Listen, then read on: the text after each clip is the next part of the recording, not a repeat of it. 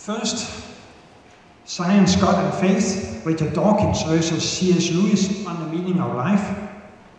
And after a break, 10 minutes or something like that, conflict or mutual enrichment, reflections on the relationship of science and faith. Dear Alister, we have looked forward for a long time to listen to you. We are glad, happy that you are here. Please address the audience.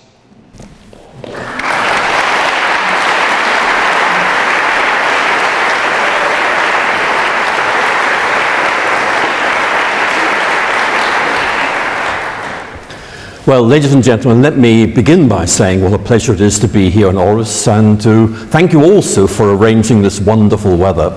I'm sure I've seen your city at its best. And thank you also for allowing me to speak to you in English. I realize that for many of you, English is your second or your third language, and I find myself very honored that you're prepared to listen to me speaking in English.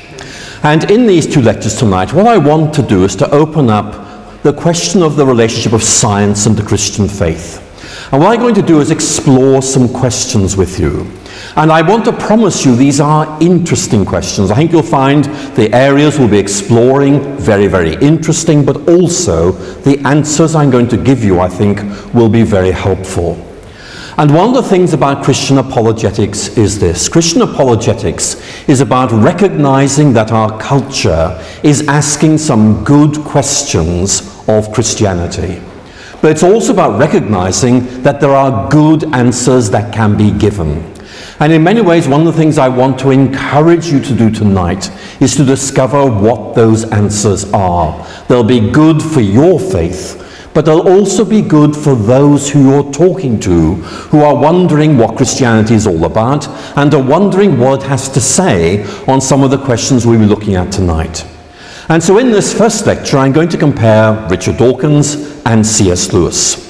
Why did I choose those two? Well, first of all, everyone's heard of Richard Dawkins and everyone's heard of C.S. Lewis. And secondly, they really open up for us some very important questions. So I hope you'll find this first lecture interesting. Then in the second, I'll be moving on to look at ways in which we can think about the relationship of science and faith. But to begin with, I want to concentrate on Dawkins and Lewis. I want to emphasize that the whole issue of the relation of science and faith is a very big one. And in this first lecture tonight, I'm just going to look at four themes.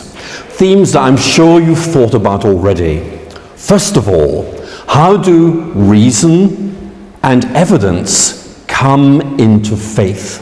Secondly, this very big shift that we're seeing, but from modernity to postmodernity. Many of you here tonight will think in very postmodern ways, some of you in more modern ways. What I want to do is to explore with you how that shift affects our faith. And again, Richard Dawkins and C.S. Lewis open up this question very, very well. And then I want to focus on a question which I think is really significant, how science and religion engage the question of meaning in life. And many of you will know there's a very substantial psychological research literature which shows that one of the most fundamental features of human beings is that they look for meaning. Not just what is happening, but rather what is the meaning of this, above all for my own life. It's a very important thought, and I think that final section of this lecture will be really interesting. But let's just look more briefly at the two people I want to engage with tonight. Many of you know that Richard Dawkins, until his retirement, was Professor of the Public Understanding of Science at Oxford. And his important books include, of course, The Selfish Gene, which I remember reading when I was doing my research into molecular biophysics at Oxford back in the 70s. But more recently, of course, The God Delusion. And I want to talk about that book a little bit in this lecture. I think it raises some very good questions. I don't think the answers he gives are really all that persuasive, but nevertheless, we'll look at the questions raised and the answers that might be given.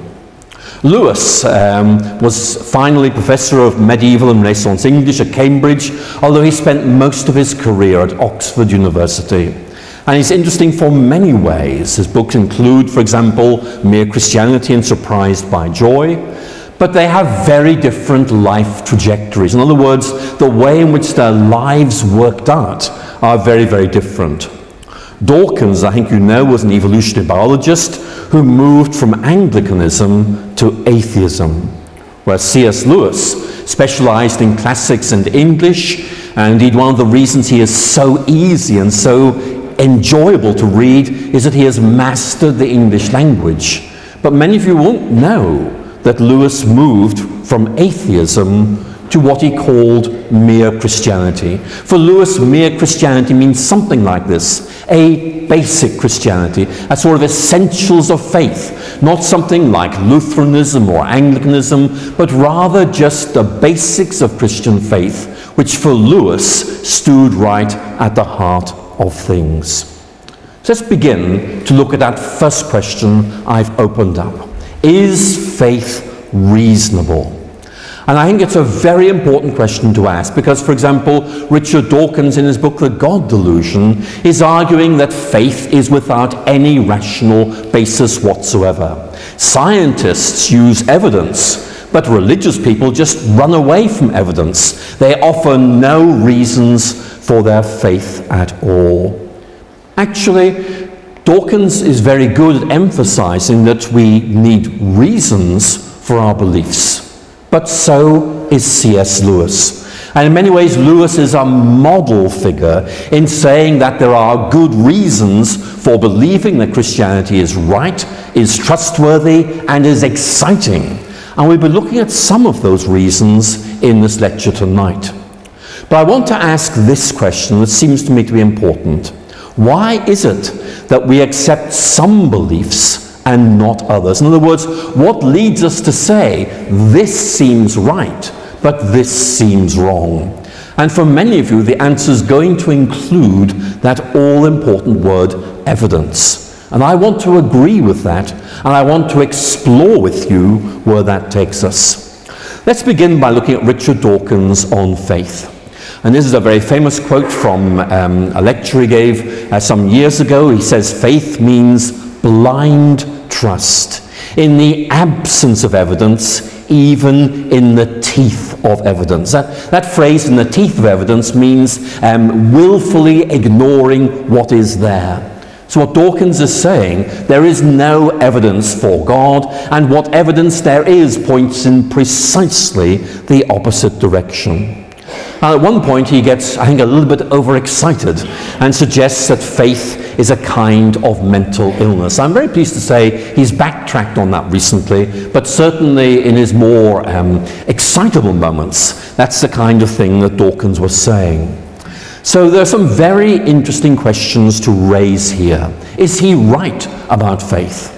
It's an important question for me because, as I'll be saying a little bit more in the second lecture, in my own case, I was an atheist as a young man. I was studying science. I knew I wanted to do science at university, and for me it just seemed self-evident that science gobbled up the space once occupied by God, that you could not be a scientist and a religious believer. And so I'm afraid to say I became a very aggressive atheist. In fact, I should tell you this, that when I read Richard Dawkins, I get all nostalgic because it reminds me of what I used to be like myself when I was younger. Those days are long behind me, unfortunately, but I still remember them.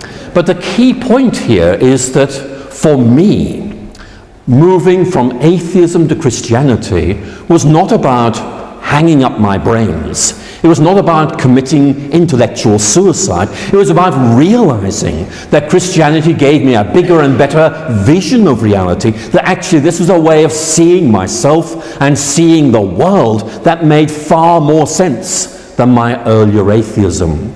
And I would say that in moving from atheism to Christianity, I was actually moving from one faith to another faith. Now that may surprise you, but you think about it. One of the most difficult questions that atheists face is this. They believe there is no God, but they cannot show that this is the case. When I was an atheist, I believed there was no God, and I'm afraid that means I had faith that there was no God. I've now moved to Christianity, which is a different kind of faith. But nevertheless, the point I'm emphasizing is that if you buy into any worldview, whether it is Christianity or atheism or Marxism or Freudianism or whatever, you are in effect buying into something which lies beyond absolute proof.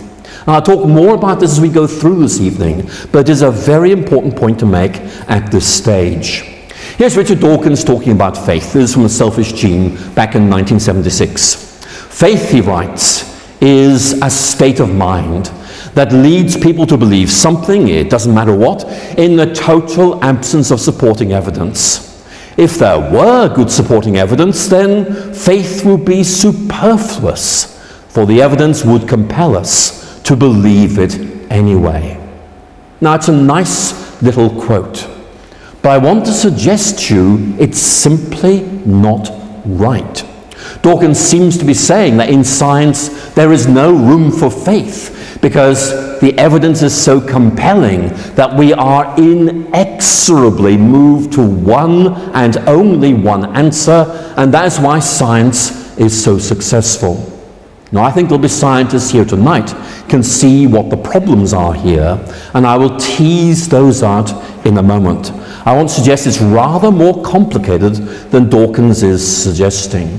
But I want to emphasize that although this is clearly wrong, for reasons I'm going to show you in a moment, it is very influential. It's very characteristic of this movement that we call the New Atheism, which in effect says you only accept those things which you can prove to be true. And one of the most interesting things about the New Atheism is this. It critiques other people using criteria that it refuses to apply to itself. In other words, it makes demands of those who are not atheists, which it does not apply to itself. So, to give you one example, you guys out there, you faith people, you've got to prove your beliefs, but for atheism, well, it's just so obviously right we don't need to prove it. In other words, they seem to think they are exempt from their own criteria of proof. So we'll come back to that, but it is very important. And you could summarize this approach, I think, in terms of what you see is what you get. Look at this world. That's it. There is nothing more beyond it or behind it. Just enjoy what's there and stop pretending there is anything else. Reality is limited to what reason and science can prove. Influential, but is it right? I think one of the points I want to make is that there is a bit in that quotation which I think many of you will see immediately is important. If there were good supporting evidence, then faith would be superfluous, for the evidence would compel us to believe it anyway. Well, it's interesting, but it's not right. And let me just begin to tease out what the issue here is. And one of the issues is very simply this. Scientists looking at the world accumulate observations. And the question then is, what is the best explanation of what we observe? And there are always competing explanations. It might be this, it might be that. And in the end, you make a decision about which of these interpretations of the evidence you believe to be the best. But very often you know you cannot prove that this is right. It's a very modern idea that Dawkins is developing, and I think it really brings home the importance of a distinction that Dawkins doesn't make. Dawkins talks about faith in the total absence of supporting evidence. But I want to suggest to you that very often the position that scientists find themselves in is realizing they are facing the absence of totally supporting evidence, which is a different idea. Now, in case this is something that is puzzling, let me try and open this up. There are many cases where basically the evidence is open to several interpretations. Yes, you can have complete proof in the areas of logic, and mathematics. But beyond those regions, it's much more complicated. Supposing you and I had gathered here 100 years ago, and we were discussing this question: where did the universe come from? Except those of you who know your science will say, well, actually, we wouldn't have been discussing that at all, because 100 years ago, the scientific consensus was simply this: the universe has always been there. It makes no sense to talk about creation. It makes no sense to talk about the origins of the universe. The evidence before us tells us it has always been here. Now, 100 years later, we are in a very different place. We talk about the Big Bang, we talk about the origins of the universe, because we now believe that is the best interpretation of the evidence. And of course, there's a strong resonance there with the Christian idea of creation. But here's the point I want to emphasize. Science is on a journey. And this means that what scientists think at this point may not be the same as what they think at this point, because more evidence has come along. In other words, science is provisional. It's in effect saying this is the way we see things today, but in 20, 40, 100 years' time, we may see this in a very different way of looking at it. You see the point I'm trying to make? You cannot, in effect, freeze science and say this, in the year 2016, is the absolutely definitive account of the way the universe is. All you can say is, in 2016, the consensus seems to be something like this, but in 10, 20, 30 years' time, we will have moved on. So it's a very important point to make, because it brings home, I think, that science is much more complex than Dawkins thinks. So again, take a debate some of you will know about, this debate about whether there is just one universe, or whether there's what we call a multiverse, a bubble, or a raft of universes. The scientific evidence is ambivalent. And I have many scientist friends in Oxford who will say, well, we believe there is just one universe. And I have other friends who will say, well, we believe there are many universes. But they just all know that the scientific evidence is open to both those interpretations. And you have to make a judgment about which is the better explanation. And you know that you are going beyond the available evidence in saying this is right. You make a decision, but you always know it's a matter of faith, belief, not absolute proof. And you don't worry about that, because that's the way science is. So I want to emphasize that point as being really important. I'm giving you a quote here now from someone who's not a scientist. This is Terry Eagleton, who's a well-known English literary theory and critic, who says, look, we hold many beliefs that have no unimpeachably rational justification, but are nonetheless reasonable to entertain. If I could just put that in simpler English, he's saying, look, we hold many beliefs that we can't absolutely prove to be right, but we're nevertheless entitled to believe them. There are good reasons for thinking this is to be right. And what I'm saying to you is that you can hold on to beliefs that you cannot absolutely prove. What you need is to say, I've got some good reasons for thinking this is right. And we'll come back to that presently. So what about C.S. Lewis? Well, Lewis is really interesting. Lewis began as, in effect, an atheist who, by reflection on the world, came to believe in God. He describes himself as an empirical theist who came to faith through induction. Now, in his early years, Lewis was quite an aggressive atheist.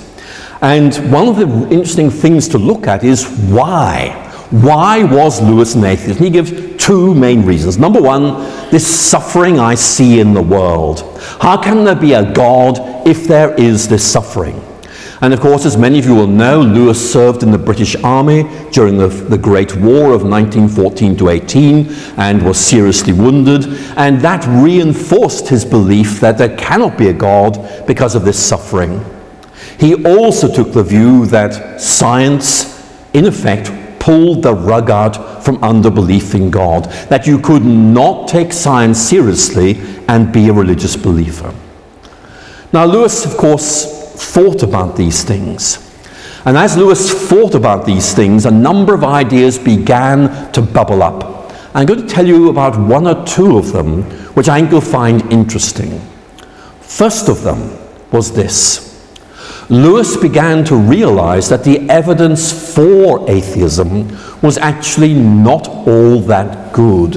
It was simply one among many ways of understanding experience and observation, but it wasn't the most obvious. And here's the interesting point. In his writings during the 1920s, when Lewis was beginning his career as an Oxford Dom, Lewis took the view, well, look, atheism's probably right, but it is not interesting. It is not something that gives me reasons to live and to hope. It does not give me a big picture of reality. And for Lewis, that was really important. And I put here that Lewis began to experience growing doubts about the existential adequacy of atheism. What I mean by that is that all of us need something that takes hold of us and says there is a bigger picture of reality and you are part of this. You matter because you are part of this bigger picture. And for Lewis, atheism simply didn't do that. And Lewis found himself in tension between his atheism, which said, what you see is what you get, and something within him which said, there is more than this. There is something wonderful that I've not yet discovered, and yet this something is intimating itself, disclosing itself in my life. This is his description of his own dilemma as a young man. On the one side, a many-islanded sea of poetry and myth. On the other, a glib and shallow rationalism. Nearly all that I loved, I believed to be imaginary. Nearly all that I believed to be real, I thought grim and meaningless. And you know, looking back at my own atheist days, that's a very good summary of what I felt as well. And Lewis just realized that this shallow rationalism wasn't good enough to sustain a meaningless life. And he took the view there had to be more than this. And what's really interesting is that Lewis develops this idea that there has to be a big picture which can be evaluated by its ability to fit in what he observed in the world around him and what he experienced within himself. And he expresses this beautifully in a quote which goes back to 1941. And in my view, it's one of the wisest things Lewis ever read. I'm going to read it to you and then explain it. I believe in Christianity as I believe that the sun has risen, not only because I see it, but because by it I see everything else. It's a lovely quote. It's this image of a sun rising. Imagine that. You're on a mountain peak. It's a dark night, and then dawn begins to arrive.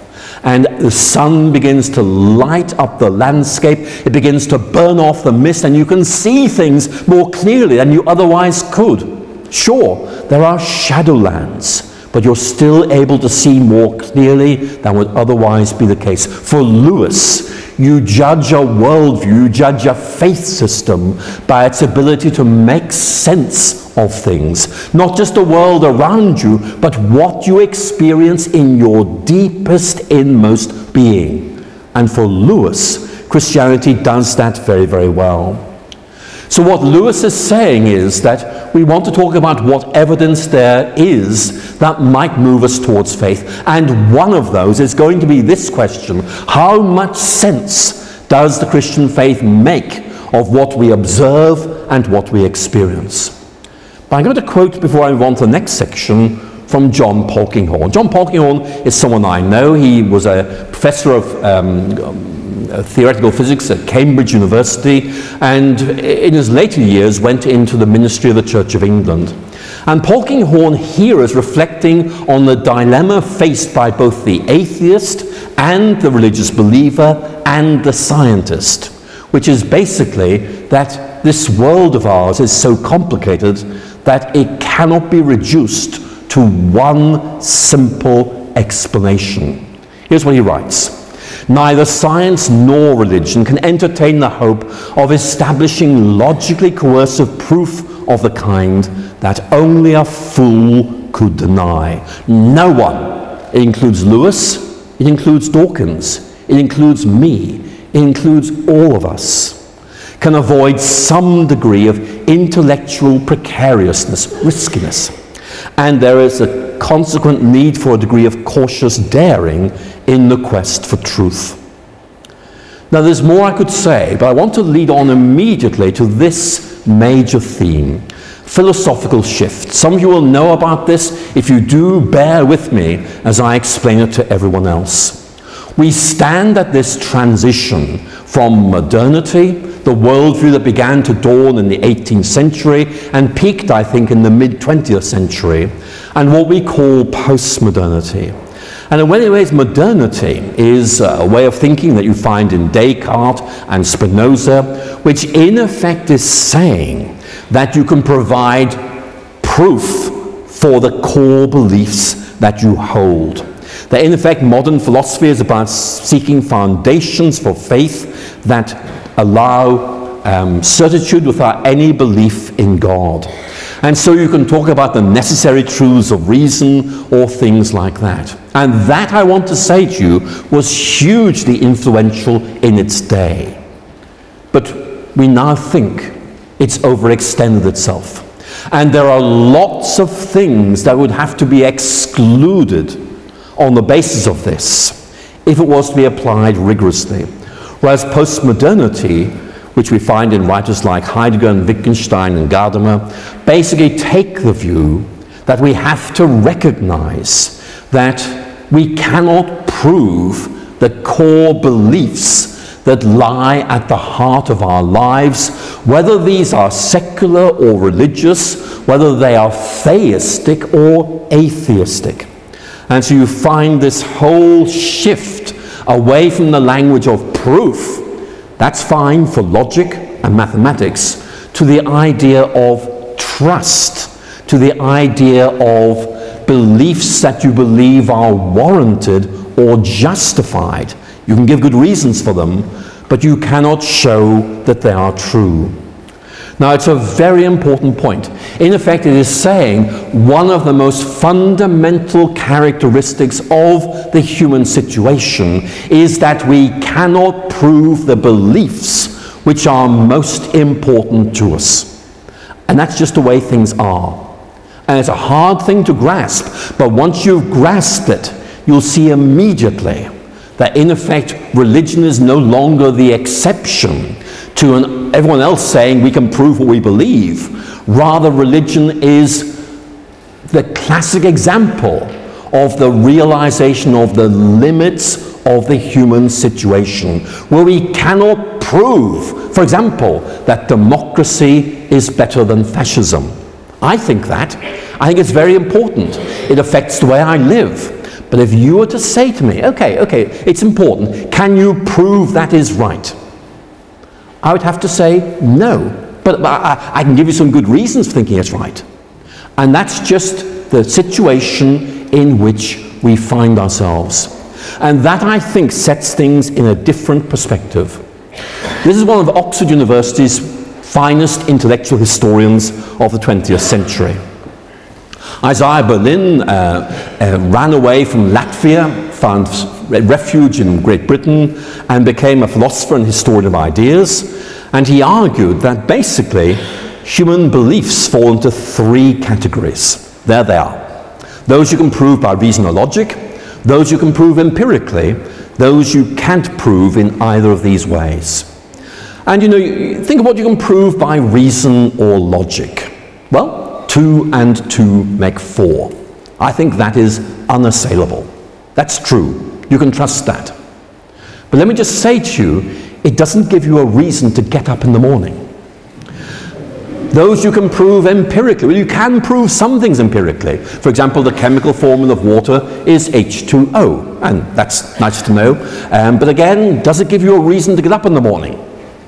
And as we've just seen, the universe had an origin. The universe has always been there. There is just one universe. There are many universes. Many of these scientific beliefs are open to question.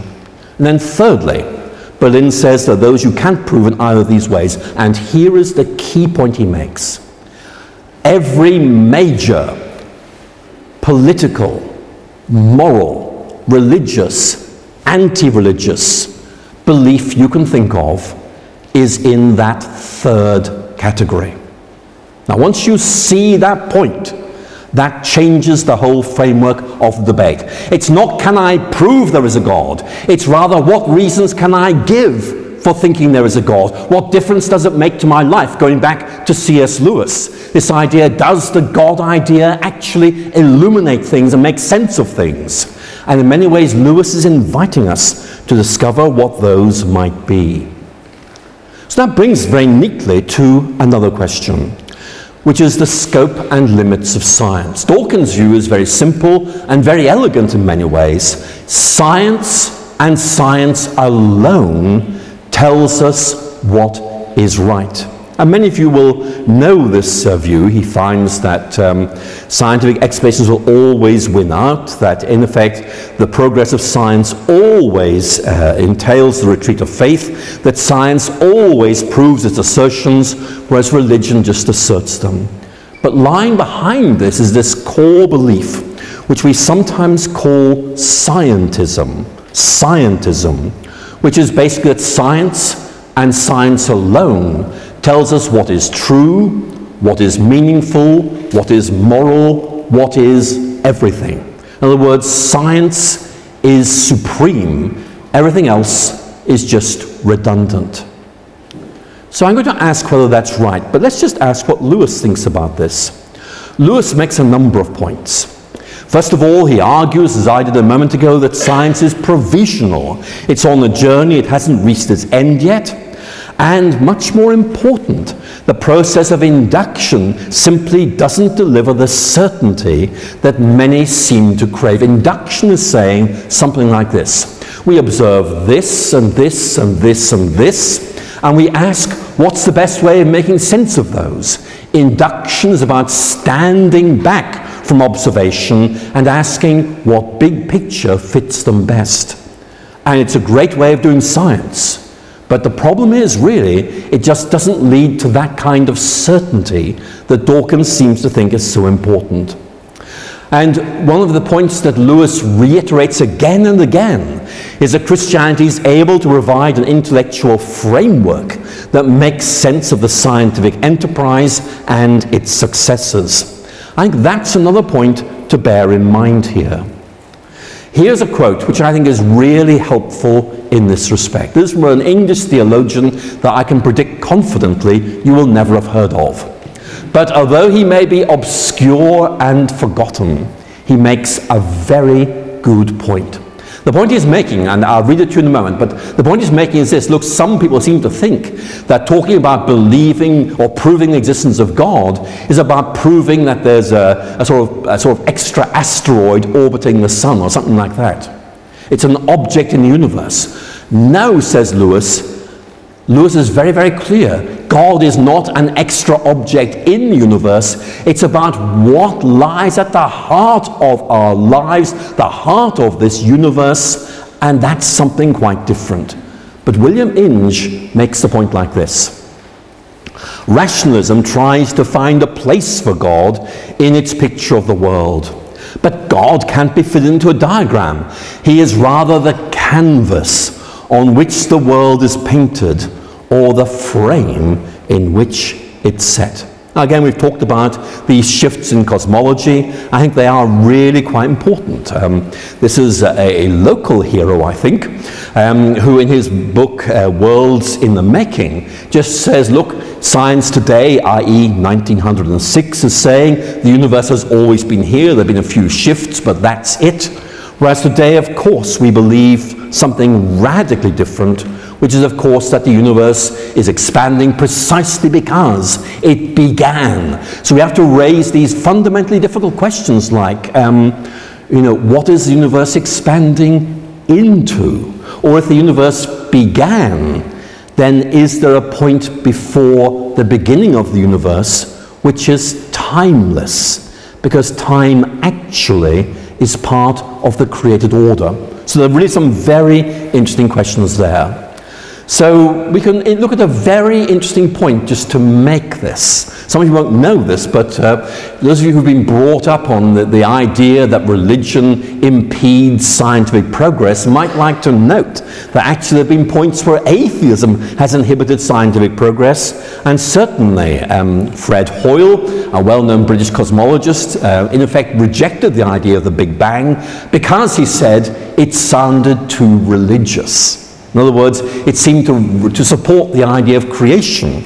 Or interestingly, Steven Weinberg, who many of you will have read, famously said in a lecture of 1967, the steady state theory, i.e. Hoyle's theory, is philosophically the most attractive theory because it least resembles the account given in Genesis. But he then added, and this I think is interesting, it's a pity that the steady state theory is contradicted by experiment. So lots of food for thought there. But let's just look at something interesting. This is something very, very British. The 1948 debate about God on BBC Radio 3, which pitted atheist Bertrand Russell against the Christian Frederick Copleston on the question of God. And it was a big question. It was, for example, do we need God to sustain morality? And one question was, do we need God to explain the universe? And actually, Copleston won most of this debate, but he lost the debate on whether we need God to explain the universe. Universe has always been here, no need for explanation, no need for God. That seemed to be the way things were back in 1948.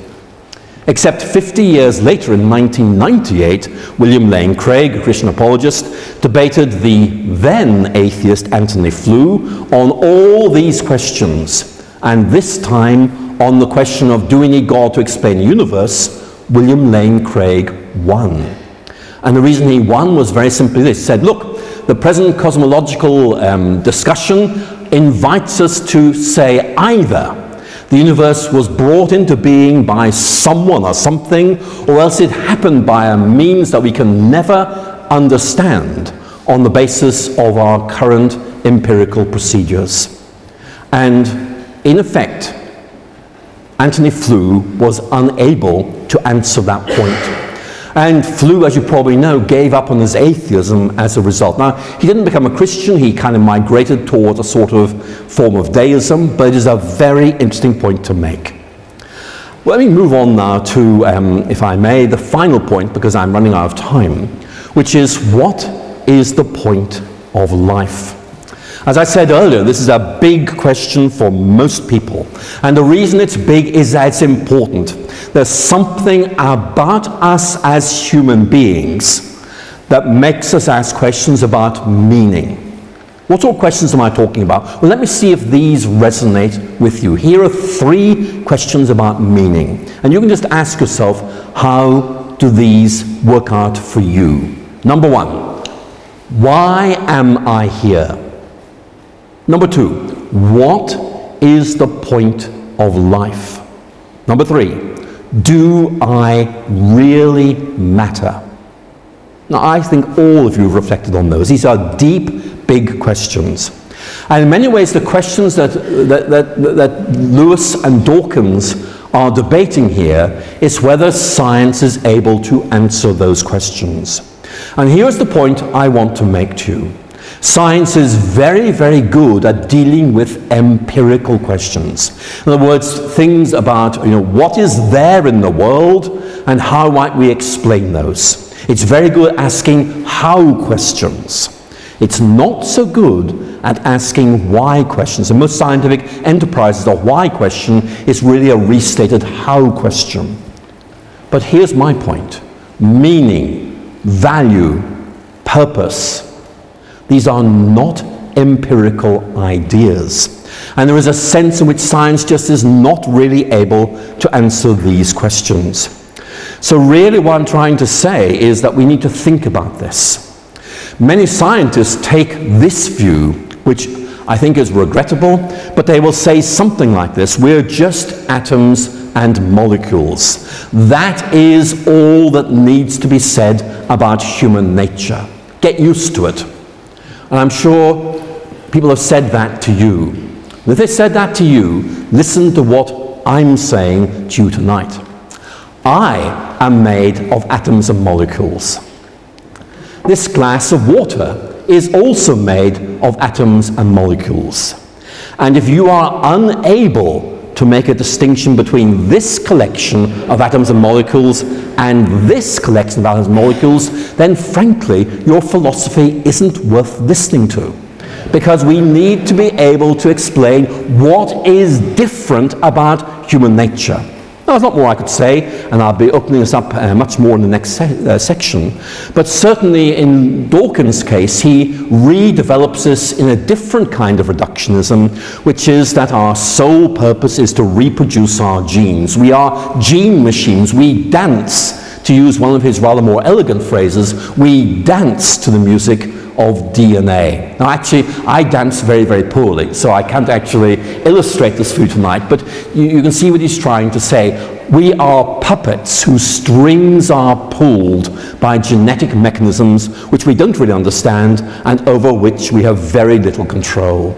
In other words, it's all about reducing human significance to the level of our individual components. And here's the point that Lewis would make in response to that. Lewis would say something like this, that we need a bigger and better picture of humanity. This is Peter Medawar, a British biologist who was an atheist, but a severe critic of what he considered to be excessive and ridiculous over-application of scientific ideas. And he wrote these words. He wrote, "Only humans find their way by a light that illuminates more than the patch of ground they stand on." Now I'd like you to reflect on that. What he's saying is that there's more to human beings than where's the next bit of food coming from. There's this bigger picture that we need to give meaning to our lives. It's not just about surviving, it is about flourishing. It's not just about existing, it is about living. Many of you know that in Greek there are two words for life. Bios. We get our word biology from that, which means, existing. And there's zoe, a rich word, which means something that is worth living. And in many ways what Medawar is saying is we have to say that human beings need to do more than just exist. They need to have something that makes them flourish. Now Dawkins just says, look, there is no meaning, get used to it. This is a very famous quote. The universe we observe has precisely the properties we'd expect. If there is a bottom, no design, no purpose, no evil, no good, nothing but blind, pitiless indifference. And again, that's very influential as a kind of soundbite. But here's the point I want to emphasize. This is just Dawkins' reading of things. Do you remember earlier I talked about a big picture? Here's another way of thinking about Christianity. It's like a lens. It brings things into focus so you can see things more clearly. What if Dawkins is looking at reality through a lens that's out of focus and doesn't see what is there? That's his way of seeing things, fine. But there are other ways of looking at things, and in my view, they are better ways of looking at things. So let me give you a little quote from C.S. Lewis, which I think is really helpful here. Many of you will know this. In The Voyage of the Dawn Treader, one of the children is showing off his knowledge of astronomy to a wise old Narnian. And one of the children in the stories says, well, look, in our world, a star is a huge ball of flaming gas. And this gets this response. Even in your world, my son, that is not what a star is, but only what it's made of. Now, there's wisdom in that. Now, I want you to think about that. You and I are made up of atoms and molecules and chemicals, etc., etc. But the wonderful thing about who we are is that we transcend those components. What is distinct about us is not what we're made of, but what those become. And that's why it's so important to develop a more robust understanding of human nature. Now, there's much more I could say, but I think really I need to bring this lecture to an end. I'm going to end with a quote from Peter Medawar. Again, I mentioned him, a rationalist, but with a very deep sense of the limits of science and the human need for something bigger. He writes in his book called The Limits of Science, very interesting book. We need to acknowledge that there are questions that science cannot answer, and that no conceivable advance of science would empower it to answer. And these are questions like the meaning of life. What is good? Do I really matter? Because you and I are human beings, these questions matter. What I want to say to you is this dialogue, this very brief dialogue I've been able to give you in this lecture between Richard Dawkins and C.S. Lewis, I think in many ways opens up these questions. Dawkins seems to think that science is able to answer all our deepest questions. Lewis says no. Science, to use that image of the big picture, can fill in part of that picture, but it leaves unfilled vast expanses of that big picture. And we need that big picture if we're going to be able to flourish and live authentic lives as human beings. So there's much more I need to say, but let me just stand back and try and summarize what I've been saying in only a few sentences. Dawkins and Lewis invite us to think about the rationality of beliefs. What we need to believe in order to be justified in our thinking and lead authentic lives. I'm very interested in what Richard Dawkins is saying, but I don't think he's right. I think in many ways that Lewis has put his finger on what it is that we as human beings really need, and shown how Christianity fits into that and is able to deliver.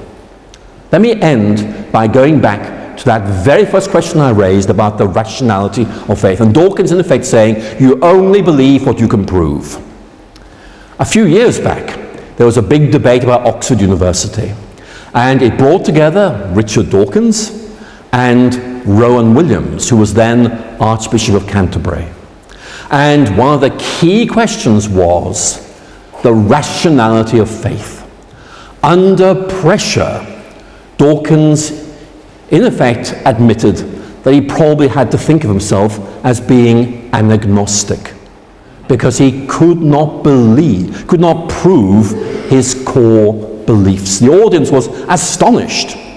But actually, I think Dawkins was being absolutely honest in simply saying, look, I do believe there is no God, but I can't actually prove that.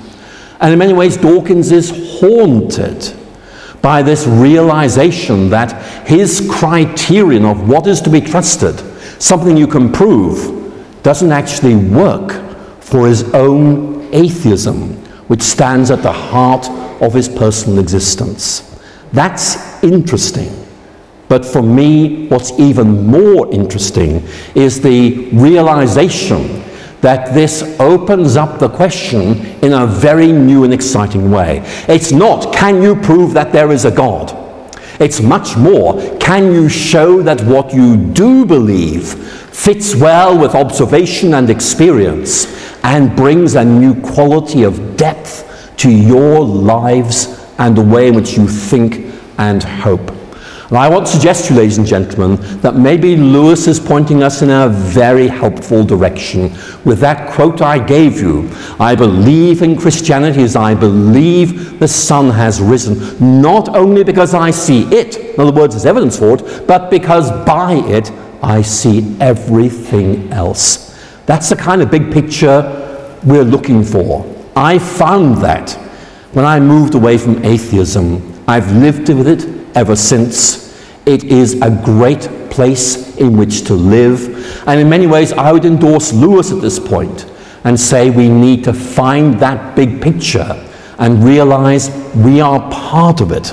And that gives us a new way of thinking, not just about the world in which we live, but about us and our hopes and the place we have in this wonderful world in which we are placed.